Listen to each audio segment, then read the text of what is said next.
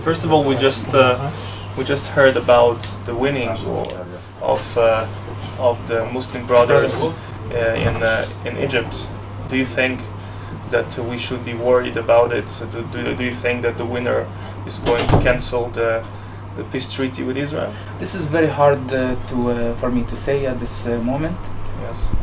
But we hope, that the free people of Egypt will not allow extremists to determine the future of the country. You said 2 years ago in an interview that the Islam will collapse in 10 years. And now, 2 years later, yet we see Islam not collapsing, and even in some countries the secular regimes are collapsing and Islam is taking over. So how do you explain that? Well, I am betting on the new generation having access to information, and how long Islam is going to survive when the walls of isolation are gone.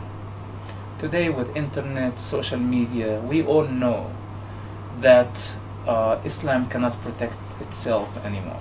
It has been protecting itself with walls of isolation for 1400 years. Now it's a time where people have access to information. And this is what I was betting on. It's not a matter of 10 years or 50 years. It's a matter that at some point Muslims will see the real nature of Islam, and Muslims will be to fight it. And I am very hopeful. Could this happen next year? 10 years from now? Eventually it is going to happen. Now we heard about you saving the life of Rav Obadiah Yosef, the rabbi, big rabbi here in Israel. And can you just tell us very, very briefly about that in a few sentences? What was the situation? What did you do? Well, as I remember, it was not. I did not know that the target was Rabbi Obadiah Yosef. But I could locate 5 suicide bombers. One of them was targeting a demonstration or an event that the rabbi was there, and the rabbi was the target. For me, as a person who worked for security, honestly, we did not care, what's gonna happen. And most of the time we learned about what the target of terrorists was after we stopped them. And I learned later on that if this operation was executed, it could harm the rabbi, and I'm glad that we could stop them before. It's not only my effort. I don't get credits alone. It's the effort of many people in the field, but it was an honor, to save a human life.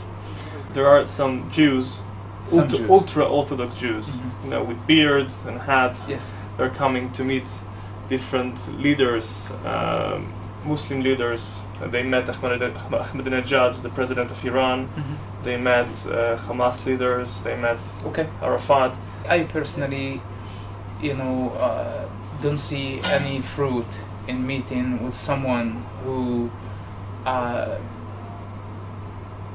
does not see peace as a way for justice in the Middle East. For that, I say that people need to be careful who we deal with, and I hope that they will see that. In 2010, in an interview to an Israeli TV, you said that what you did for your people and for peace. And you said that you have some criticism on Israel's policies. I am not a pro-Israeli, and I'm not very fascinated by the work of the Israeli government of killing Gaza children or assassinating leaders and even terrorist leaders. And the question is, it seems like something changed. Now you come here to Israel with the invitation of the Israeli government. Yeah. So. Well, it's not that something changed. First of all, I'm here, as a guest for the Israeli people. This is first of all. Second, I'm grateful for the government to send the invitation. Third, what I meant, this is what really matters, not what I said. What I meant, that I am not considered a person who works for Israel and its propaganda, which I am not against. I am not fascinated. I was not fascinated about the war against Gazans, for example. I know that there was no other choice for Israel but to operate like that. Now, for me as a human being, I have the right to disagree and agree with some policies. Governments change, but the principles of the state of Israel will continue. Maybe we'll have a government that I totally disagree with. Maybe I have another government that I agree with. This is like the situation of every Israeli who live in this country. That's not because of Musab.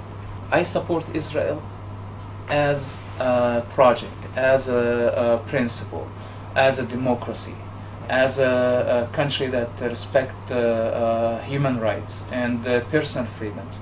This is why it looks from the outside as I am employed to be a speaker, to do Israeli propaganda. So when the waves of the Middle East came, and everybody was accusing that this is just an Israeli propaganda, I was trying to tell people, wait a second. If it was Israeli propaganda, how can I say and criticize the Israeli government policies on TV? Okay, thank you very much. Thank you very much for what you did for us. Thank you for this interview. Thank you. Thank you.